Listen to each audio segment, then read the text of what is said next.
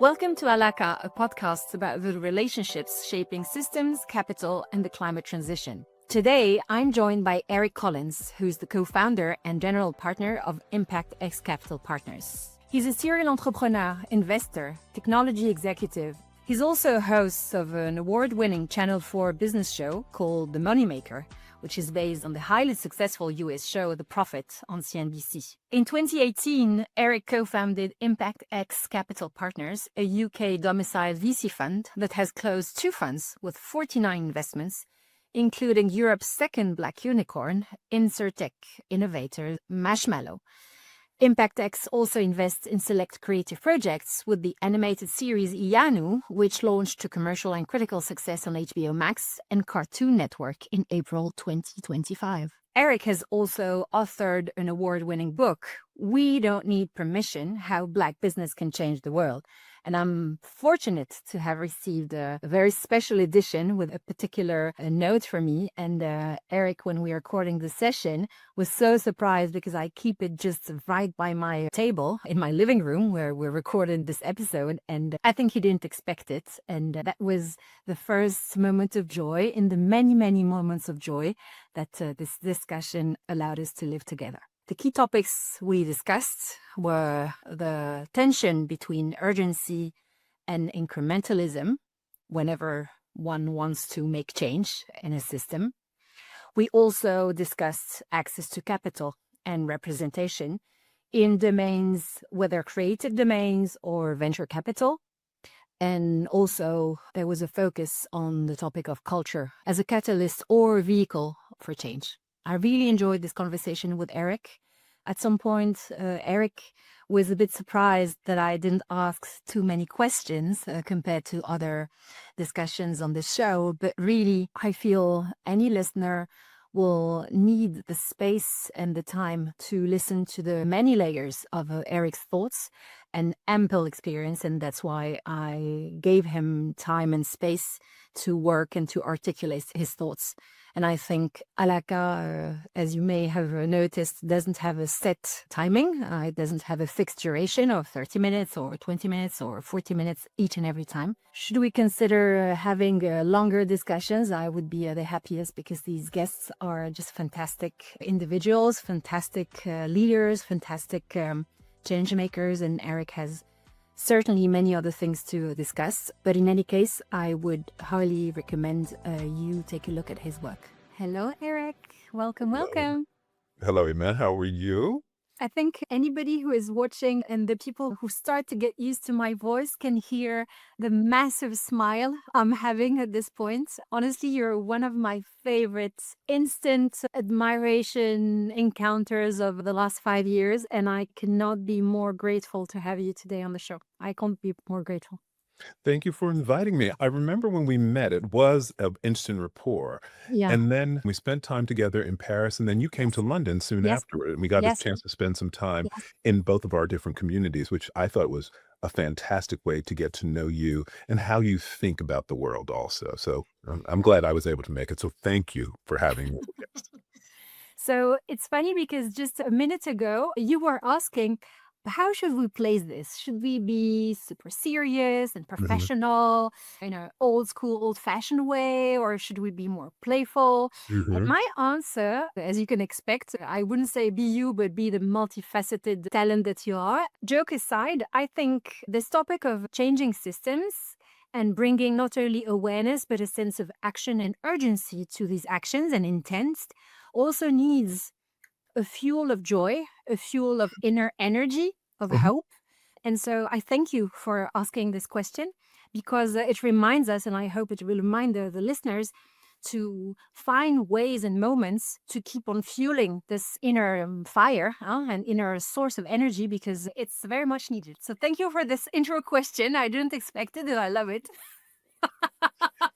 The things that we do and the work that you and I have overlapped in, it can be a grind. It can be a slog. And the question, certainly you get to meet fantastic people like you and fabulous people like you, and therefore it helps to lift that. But much of the time is not spent in those sorts Wow. of companies. Wow. And so it Wow. does feel as though it can wear you down after doing the kinds of work that I've been doing for the many decades. It's not even many years, but the many decades that I've been doing it. That's a long time to have taken on some of that weight. And when I meet people like you, you've done the same thing. You've taken on that weight for some time. And I would love to be able to have our joy in what we do also, not just always the fight. So I'm ready for some joy. Yeah, let's go. Usually we start these discussions about how you ended up working, being active, because it's not only work, being active, being present in this space of, and I don't even know how to coin it in your case, because it's not only investing, it's not only social movements, it's not only advocacy, it's so much more.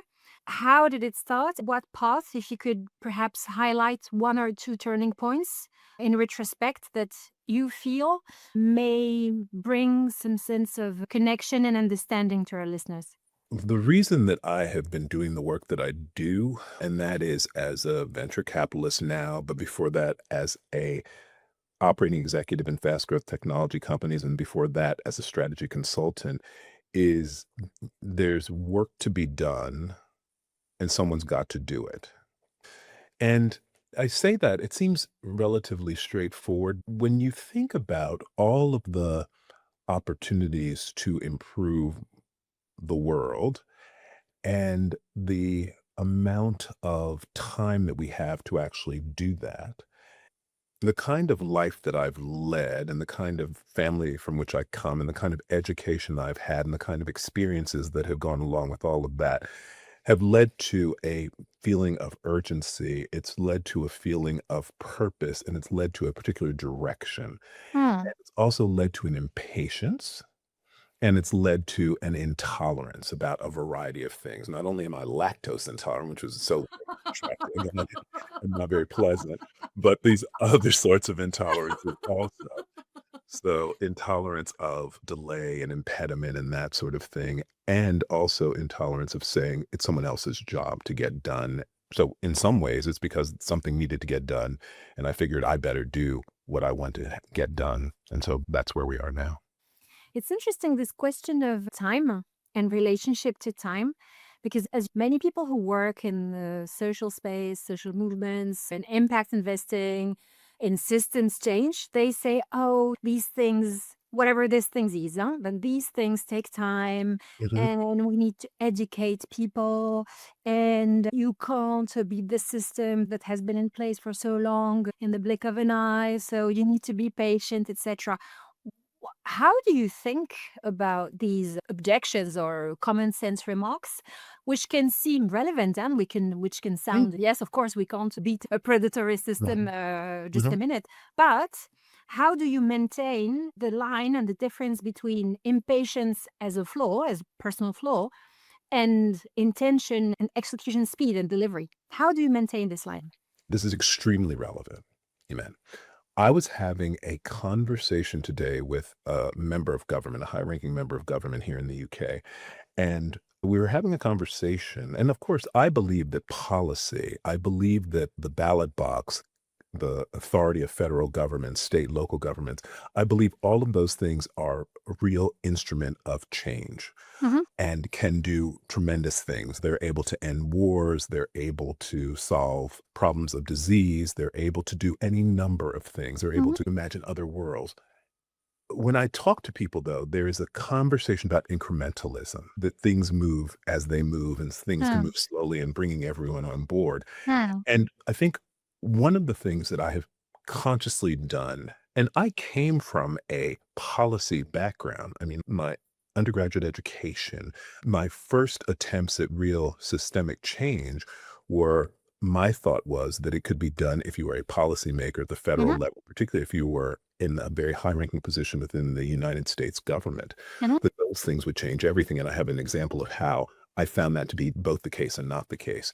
But if I had stayed with policy as the only approach, mhm, I think that what I would have become very clear about is that incremental, slow, methodic movement is the name of the game and to make sort of small changes to shift the sort of direction of the big ocean liner or the super tanker a little bit so that you can then eventually get to the result. That's how you do things. And there's certainly merit to that. I'm not saying that there isn't merit. I made a conscious decision some years ago, though, that I believed that there were other forces that were just as powerful as government, and that would be private enterprise, that was actually shaping the way that the world existed and using shorter time frames. And Hmm. that's when I made a very conscious choice, probably about 25 years ago, that I was going to start using as my leverage tool capitalism, and I was going to start using fast growth capitalism in order to be able to get Mm. organizations from one size to another relatively rapidly. Because if you do it correctly, you're able to not only increase your hard power, you have more capital that's going to happen, your soft power, your influence, you're going to be able to hire a number of people. Mm. Those people will have power and influence in other sorts of ways. And some companies, a company like Amazon, who has 1.5 million employees, you can have an extremely large organization and have extreme impacts in many communities around the world, building the right type of company. There aren't many Amazons, but there are a number of them, and they've been built within our lifetime. So that these are things which also give generational impacts, and it can actually change full behaviors. Everything from how do we buy records and how do we buy books, which was the beginning of that Mhm, organization, mhm, mhm. all the way to how logistics work in our communities to get us packages that we ordered yesterday and they get to us today, to how we buy groceries in stores. And those same people, how we actually read about things because then they own the Washington Post. That is a tremendous amount of influence, which is done not through the electoral ballot process, but Mm, through mm. the wheels of commerce. And I believe that those wheels of commerce don't contain enough women, don't contain enough people of color, LGBTQ plus people, people who are a bit older, people who have disabilities. All those people are underrepresented among that group. And if the individuals that I believe it would be important to have those voices involved, underrepresented, brought to the table, then we would have very different results and we would have systemic change in a generation as opposed to waiting generation after generation. I think the final piece on this is so I combine that conversation with how do we change systems using government, Mm. how we change systems using commerce. Timeframes are different, languages are different, and I'm starting to spend much more of my time on the commercial side than I am on the government side. Mhm. It's interesting because you see the example that you shared about Amazon. A lot of people who think about systems change, they can share many criticism around the model of Amazon. How do you convey, and perhaps if you want to tell us just a few words about what you do at Impact X Capital, but Okay. how do you convey the sort of not warnings, but words of wisdom, Mhm. words of awareness, let's put it this way, not, fixed governance, but words of awareness, words of encouragements to try other things to the founders and the communities and the producers, because we will talk about it in a minute about the culture part of your work. How do you encourage them to deploy another shape of commerce, another shape of expanding their activities, and not only the break everything, grow fast, take whatever you can and at any cost, and especially the most fragile of all? I do think that there is this question about vulnerable populations, populations who are fighting for social justice and equity in the world, equity seeking Mhm. populations in particular. I had the privilege back in 2011 of being appointed to a council that was a subsidiary of the Small Business Administration in the United States. Now, the Small Business Administration is one of the organizations which has been responsible for the European Investment Fund or the British Business Bank, but it is a agency of government which is intended to help to build businesses and to Okay. help to build all sorts of businesses, from small scale services business that might be an office cleaning service, all the way through to organizations that are going to help to get rocket ships to Jupiter. And the way that this organization works has been the same for decades, and it's part of Mhm. the Great Society movement back in the 1960s. Mhm. Now, when I came in as part of this group that was trying to look at how do we make sure underserved communities are well served by the Small Business Administration. This was Mhm. under the Obama administration. So I was an appointee by the president to this particular group. Mhm. Our focus was how do we make sure that we have the second and third stage of growth that is possible, second or third stage of stimulus and intervention. What does it need to look like in order to get organizations from being a small sort of mom and pop to becoming a large influential and building organization. And we noticed there were all sorts of systemic things that had stood in the way of these things happening, whether it be lending practices for Mm-hmm. banks, whether it Mm-hmm. had been contracting processes for the government, all sorts of things, which meant that where we had tried to have a program that was going to help, there were actually systemic reasons why it possibly hindered and maybe even hurt, consciously hurt those same vulnerable populations. We discovered a number of things, made some findings, and then gave them to the administration. And so, great, our work was done. But that helped to fuel my desire to actually have a venture capital firm, because one of the things that was very much identified was that their access to capital and growth capital does not exist for most people in the world. So I repeat that growth capital that is necessary for most businesses to exist does not exist for most businesses anywhere in the world. So, what do you need to do in order to create more opportunity and more resources that will then go to individuals who are classically not actually supported by the systems as they Mm-hmm. exist? And by design, they were created not to help these people in particular, or at least they weren't created to help these people. And then I found a lot of people along the way. We all feel as though what's critical is that the allocation of resources and the asset allocators, and we start there, are actually allocating to organizations and individuals who have as their mindset that there is opportunity among these vulnerable populations in order to be able to get outsized results. Given that we all are interested in money, we are all interested in resources, those resources that will come back to you if you invest, and they'll come back at a great multiple if you invest in people who have a certain set of experiences, who have a certain sets of visions, who have a certain set of know-how to be able to deliver those. And an example of that here in the UK has been the insurtech firm Marshmallow. Mm. So we're a venture capital firm, and we invest in early stage companies at what would be called seed extension series A. So they've had about 5 million of revenue, which has been proven, and they're on their way to making much, much more of that. We invested in this company, Marshmallow, which is an insurtech company that has as their client base immigrants or recent drivers in the UK. Mhm. And they have a way of being able to tie a person to their country of origin, the driving record from there. And by Mm. doing that, they can then, the same people can use the various online comparative tools to find the best car insurance payment and premium for their insurance. And as you can imagine, that a person who has a car and they're a carer for somebody, or they need to get their children to school, and that is their primary means for that to happen, or they need to get their elder parent, both you and I have elder parents, to get them to Mhm. an appointment, or that is their job to actually drive. It is imperative that they have insurance. That is the focus of this organization. When we got in 2020, they were at a 30 million pre-money valuation. 18 months later, they were 1.2 billion. This year in April, they closed 90 million at a 2 billion valuation, and it was led by BlackRock and Columbia Lake Partners. Very different names than Impact X, and very well-known names, right, in the world of private equity. This organization, though, is not phenomenal because they've raised that amount of money and they have that sort of evaluation, and they've raised it from those sorts of organizations. Thank you for saying it out loud. Thank you for Yeah. saying it out loud. Yes. But the extraordinary thing is that they are hiring. They have, Mm. at this point, hundreds and hundreds of employees. Mm. 50% are women, Mm. 20% are people of color, and particularly Black people.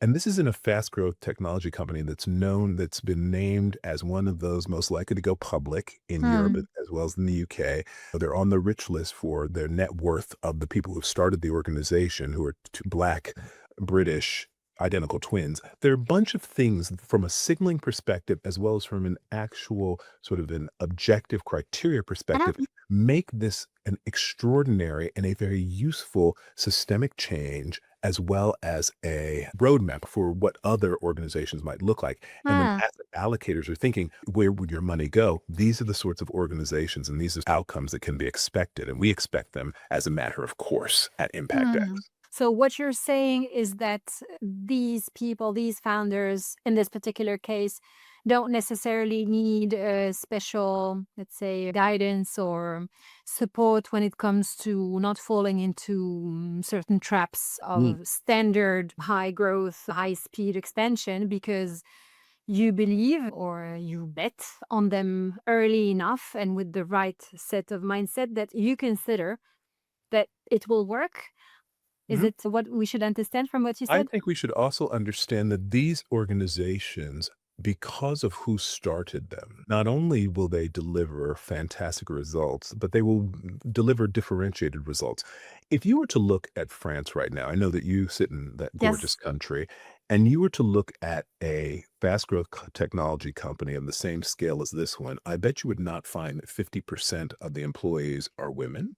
No, of course. Which in my opinion is pretty easy since most people who go to university are Mm, women. for When we sure. think about the workforce, I think still a majority are women. And when you think about who's starting businesses, the rate of women starting a businesses much eclipses the rate at which men start businesses. And some of it is for good reasons. For different reasons, exactly. For Yes. various Yes. reasons. But I bet you can't find a company, which is a fast growth company that has this sort of evaluation. And you have some fantastic company in Mm, France that actually has Black people in key roles, key decision-making P&L roles, key decision-making roles in the engineering organization, mm, who are leading that strategic charge. mm, That's what we're looking to because we believe that's what changes the narrative. mm, We know that there has been government policy. We know that there's been charitable giving. We know that lots of people are doing great things all the time in their mm, communities, but we also know that there's never been a lot of capital which has been available in those mm. communities. That's part of why I wrote the book, We Don't Need Permission, How Black Business Can Change Our World. Oh, thank you. And you keep it right there next to your Bible. I love It that. is. And It that is. was right there. But the reason it was written is because sometimes you need to say to people that this is not just the possibility, this is the reality. If you do these sorts of Mm. things, these are the results that you will have, and you can have them consistently. Thank you for helping to evangelize about that. And it does create systemic change. Precisely, because I believe that there are many people who do not come from these subgroups that you mentioned, Mm. but who are willing to restore equity, who are willing to allow for a chance to survive with dignity in this new climate era, because that's also what we're discussing, obviously. What do you think when it comes to paying attention to investment opportunities or to investment opportunities from an LP perspective Mhm. onto GP? Because you and I know that the problem comes from the top as well. What are the few elements that you would advise the listeners to pay attention to when filtering in future fit founders or future fit GPs who are in the capacity to make a change that is at the scale that we're discussing right now? So there are some asset allocators who, just like there are some organizations that will only in a different era would only buy IBM because if you bought IBM, have you heard the expression, if you buy IBM, you'll never get criticized and or you'll Exactly. never get Yes. fired? Yes. And I believe that there are many organizations that are following that same mantra. They term it in ways like these are organizations which have always delivered DPI. Their Yeah. IRR is fantastic. If you look at the life cycle over the various windows of 1 year, 3 year, 5 year, and 10 year, they're always top performers. These are top quartile or decile performers. All that is fantastic.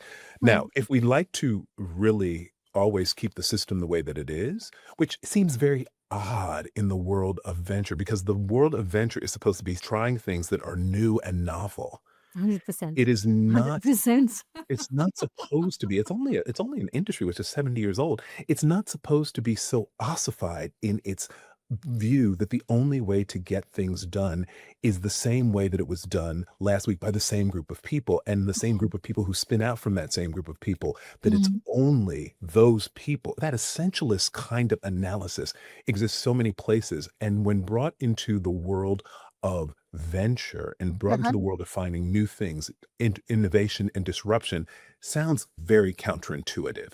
It So does. I would It have a does. step back and say, now, are you really in the business of creating something that is world changing, human impacting, or what you're really doing is simply trying to make sure that what it is that you do reinforces and marginally changes the status quo. Hmm. My perception is that I don't need to undo sales and use of capital. And I'm not going to undo that. I'm not going to undo a bunch of things. But one thing that I can undo is this idea that the best ideas continue to come from the same places and that they're always going to come from the same places, that the right way to get things done is the way that it's been done for the previous 2 or 3 decades and the previous 2 or 3 funds, and that's how we're going to go forward from there. I think all of that is extremely narrow, and I hope to be able to eat the lunch of those sorts of organizations, or at least cause a call into question Hmm. asset allocators, whether they be asset allocators who are endowments and foundations and are pension funds that are giving money to GPs, or asset allocators, GPs, who are giving money to entrepreneurs, that we test all of those very much, Hmm. Hmm. question all of those, and disprove all of that. So, Eric, on Alaqa, we focus on the relationships as levers of change. And this topic of a relationship between people is a topic that we discussed over previous episodes. I would like to discuss with you the idea of relationships between stories, between the ideas that we put in our minds Mhm. that we believe are credible, are Mhm. achievable, are acceptable. And I know at Impact X you have a very unique, I feel, a vantage point when it Mhm. comes to building or shifting what culture can say or what stories we can tell. So, can you tell us more about this? And also, how you make sense of it with your thesis of supporting high growth technology and world changing founders. You've happened upon a very interesting point, because I wasn't quite sure when we first started Impact X whether or not investing in media and entertainment made sense. What I knew, so let's just be clear. Let me give a declaration right there. But what we knew is that by studying across geography and studying across time, what we found is that women, people of color, people with disabilities, LGBTQ plus, people who are a bit older, there was an over indexing in terms of their involvement within a number of sectors, but one of them was media and entertainment. And then if we took a subset, say just Black people in sort of underrepresented people, and we took that subset and we said, where are there innovators Hmm. constantly? Where are people constantly looking for the input of people of color? And you could say in entertainment and media. That's And an easy. fashion. And fashion. And And fashion, right, fashion. and fashion. But that's easy, right? It's easy Yep. for most people to see that and to say, "Oh my goodness, yes." Almost no one has to be questioned. It's like saying, if you look at the World Cup winning football team from France, I think many people in France, no matter what their views are of whether or not these are people who should be let into the country, if they're playing football and if we wanna win, these are people who should be actually there if we want a variety of things. And I mention that because that bias that Mm. exists, which is not the same bias which exists in terms of banking. Oh, if I think about who should be doing deals in investment banking, it's not this Arab woman. It is not this Indian non-binary person. It's just not, that's not what happens. Mm. So what we decided to do was to lean into that bias a bit. That in fact, if you put money behind people of color, women and others, you will find outsized returns in creative space. Hmm. And we have found that to be the case. So we raise money, we raise up the same pot of money. And so if whether or not we get the next Netflix or whether or not we get the next Marvel universe, it's all the same money and our projects are competing for the same pool of capital. But we decided and made this as a thesis that we were going to actually put money into creative projects. And we were going to do something that others didn't do. We were going to take the most risky, which is very venture-like, take the most risky stage even before anything has been written and anyone has said that they want to buy it. We're going to take that and we're going to pay for all of that. And we're going to help that organization to achieve a certain number of milestones. And then we're going to help that organization go out to the next set of funders. And we are then going to help to secure the funding in order to do the next set of milestones in order to eventually exit. Hmm. And so for us, it seemed very logical. For other people, it is the most random thing in the world. It's like, how do you invest? How is it that Impact X has got a company like Marshmallow on the one hand, and then on the other hand has a cartoon? It's actually an animation, an anime called IYANU that's Hmm. number one on HBO in the United States and Cartoon Network in the United States, number one in every African country that's an English-speaking country in which the animation is being shown, and Hmm. now exists in Brazil, now exists in Australia, now exists in the UK. And there's this product called IYANU, which is a series about a young 12-year-old girl, and the accents are African, and it's particularly Nigerian, and it's set in Yoruba Wow. land. It's like, how does that become, and then turns into a hit set of products that are merchandising? But we decided that we needed to look at this because there are too many people who are trying to work in this particular space with too much talent. And that the only thing that seems to separate them from the returns we're looking for is the investment of capital and then the application of value add, which we also do. So Mhm. that is what we have spent our time doing. And we find that being involved in that culture conversation, it's almost like being involved in mental health.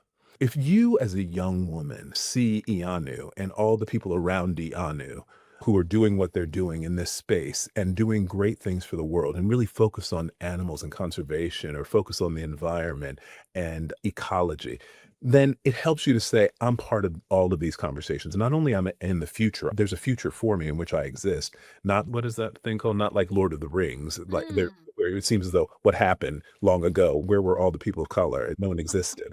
Or when you look at some of the other things, Star Wars until fairly Mhm. recently, it's like, where is everybody? In our worlds, we see all of this. And the funny thing, like K-pop Demon Yes. Hunter or like Blue-Eyed Samurai, these Mm. very culturally specific projects translate across geography. And we Mm. found that people are as happy to watch this in Korea as they are happy to watch it in the South in the United States, as they Mm. are happy to watch it here in the UK, as they are happy to Mm. watch it in Australia. It's been fascinating to see all of that occur. And then it's so authentic that people on the continent, on the African continent, will also watch it. And we feel as though that is an example of what should be happening, what could be happening. And for us, Mm. it has been happening over two funds, the one that started back in 2019 and then our more recent fund that we're investing now.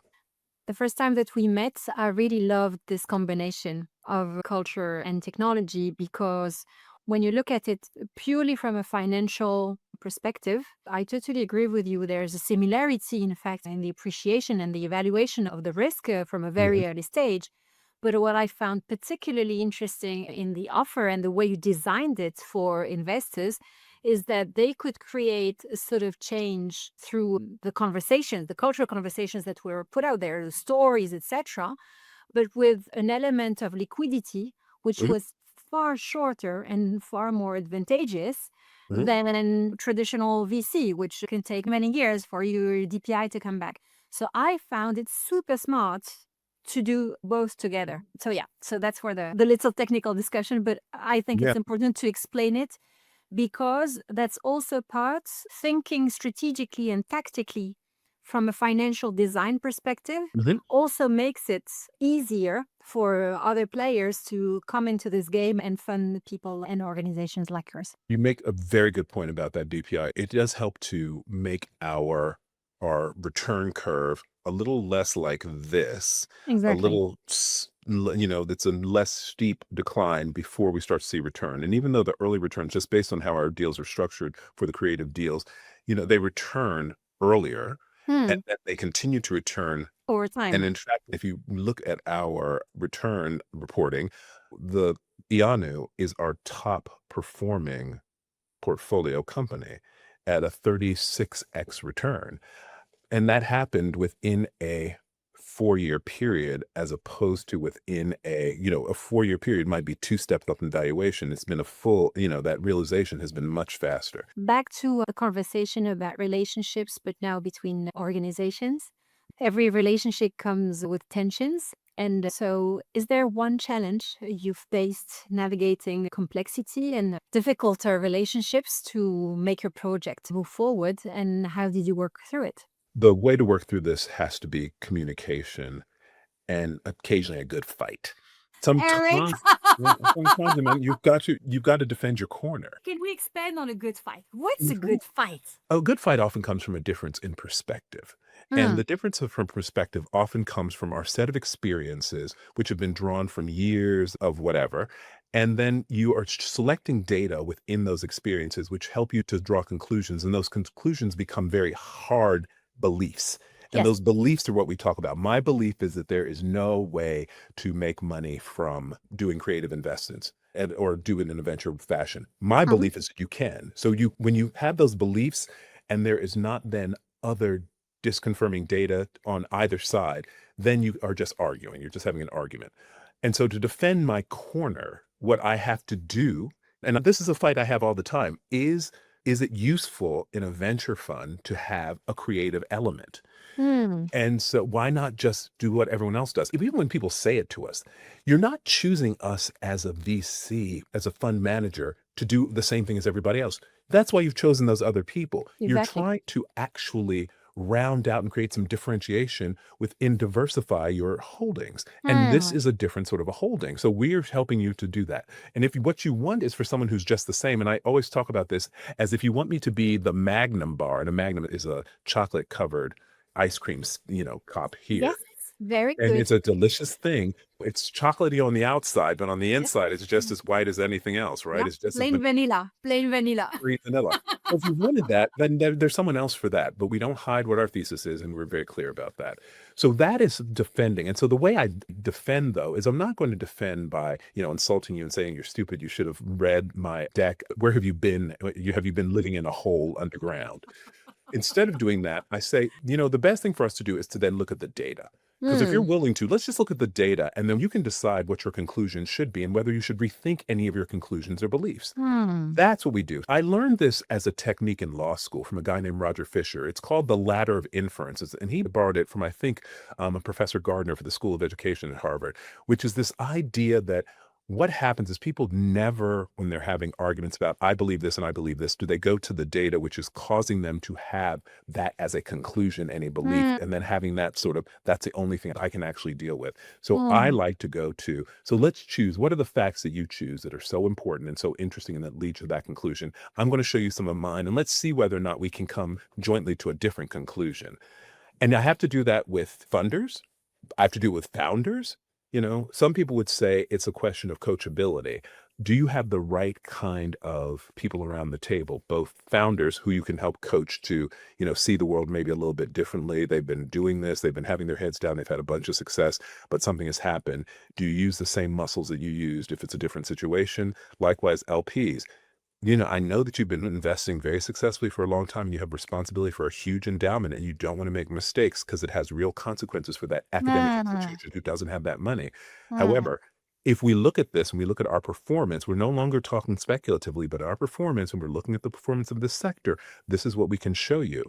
And Hmm. I tried not to have a conversation then. What we can do is we can ring fence something and not do this for your money. You're Hmm. comfortable with only vanilla, I'll only do vanilla. I try not to do that at all, and in fact, we haven't had to. We haven't had to do Hmm. that. Hmm. Those generally, those asset allocators decide to go elsewhere. No, it's very interesting. His idea that a good fight is essentially a conversation on the bridges that both minds and both reflections are built, and Yes. try and build a third bridge so that Mhm. it's really better connected. I think that there are many layers that one can understand what you're saying. Even regular venture capitalists could find value in what you just shared, I would hope. honestly.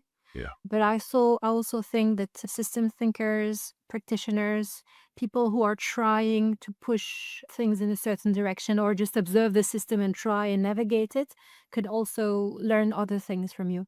Yes. I'll skip one or two sections and it's fine. And we'll go directly to the flash round. Oh, It's gladly. Okay. big questions, All right. short answers. Okay, you ask big questions, I'm gonna work at short answers. That's my thing, work at short answers. Okay, first, a question you wish more investors would ask. Why is this a differentiated strategy? Okay. Do you want to expand?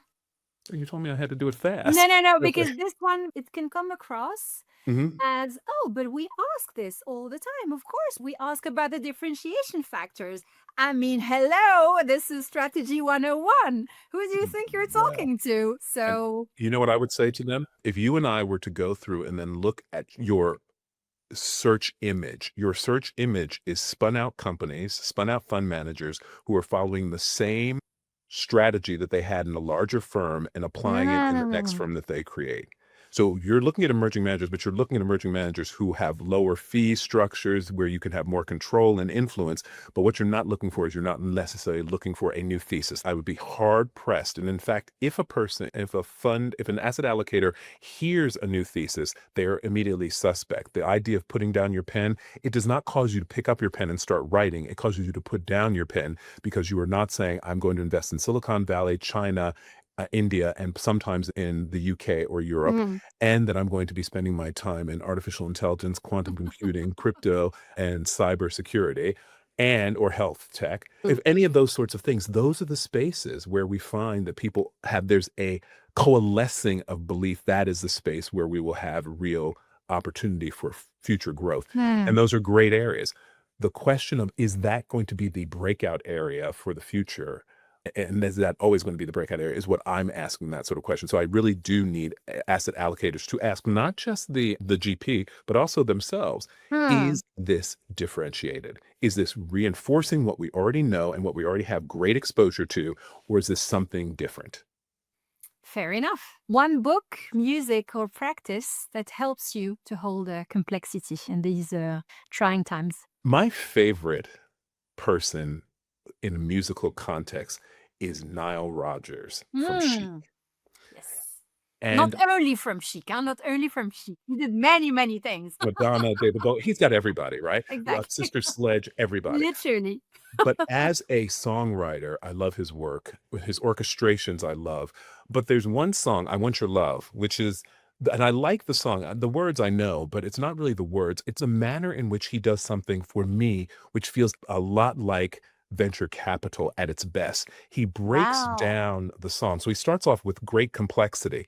And then he Hmm. breaks it down at some point. You're just down to a guitar playing and then builds it back up. So it helps you to strip out everything, which is all this other stuff, which is making you really happy, takes you down to the bass. And he says, no, the really thing that's making you really happy is this bass line or this Okay. rhythm guitar line. And now I'm going to Okay. build it back up and you're going to see why that's dance. That's moving. I just think he is That's just a fabulous. master of this. So that's what's keeping me happy. I just heard it in the car, actually. I was sitting in the car and it came on the radio. I was like, oh no, that song, every time I hear it, it takes me down. And that particular part, dum-dum-dum, and it's just like, he's done it again. To me, even though I know everything that I need to know about that song, supposedly, I find something new all the time. Oh, Nile Rodgers. Thank you. Third question. A system you'd love to see more attention in or more disruption in? I like the European Investment Fund relative to some of the other funds that are around in the world, the British Business Bank being another fund, et cetera. I have found the willingness for cutting edge thinking Hmm. higher there than I've seen elsewhere. So I'm like, wow, that's a system that can really be worked on, but at its base seems to be, and I don't know if it's because there are all those disparate organizations and populations who contribute called the countries of the EU, but there's something about how that is implemented that I have found quite fascinating and Oh. something which as a system that I actually like. I don't like systems, and that system I kind of like. Go figure. There's an academic group that has been studying or researching how the due diligence process of the EIF Mhm. affects the impact and the scale of impact that fund managers in the social space can have. Fascinating piece of literature, Positive or negative? positive and in a fascinating way. And I attended the seminar on this, very interesting. Okay, last question. What gives you hope in this funny little capital space that you are right now? Look, you said something at the very beginning of Hmm. this conversation, and you said if your listeners have been listening, they can hear in your voice a sort of a levity that happens in Yes. this conversation. Yes. From my perspective, it's the same thing. Engaging with you on these particular subjects and a person who's not only existed within what we call inside baseball in the United States, or Mm. inside the beltway, you focus on a very narrow thing. You've got all these other sorts of things, but you bring to it and you bring them generously to a conversation, but you also bring them joyfully. There's good, interesting, fun, terrible stuff in all of this, and you bring it to the conversation. And that for me is such a lift. That's what gives me Mm. some hope. You're in France. We happen to meet each other by chance. I mean, maybe it was destiny that we were going to meet each and we were going to do some work together, but Yeah. that serendipity and that you knowing that you're there doing your work, and I don't need to worry about that. You're covering your corner. So you're fighting your No, corner. I'm going to fight my corner, and that we're fighting in many different spaces, many different ways with the similar intention, and that no, those no. values across culture, across gender, across how much over the age. That's so much older, Oh, yeah. Eric. Oh, yeah. Oh, stop. Yeah, it is. And I think all of that for me and Mm. upbringing, everything, all of that for me is extremely encouraging. So I'm encouraged. I'm very encouraged by just a conversation like this. It gives me energy for going back, and it helps me to think I should actually do a little bit more, not even a little bit, a lot more. And maybe I should think more about the EIF, and I should think about what you're talking about here. And I should read that study, and I should avail Ah, myself and see if there are ways, even though we're no longer part of Europe here in the UK, whether there are ways to avail myself, if not of the capital that they have to allocate, at least of the thinking and the yeah. values that they have to promulgate. That's a good thing. Thank you, Eric. Thank you, man. It was fantastic. Thank you for listening to Alaqa. If this conversation sparked something for you, share it, leave a review, and subscribe for more dialogues at the intersection of capital, systems, and transformation.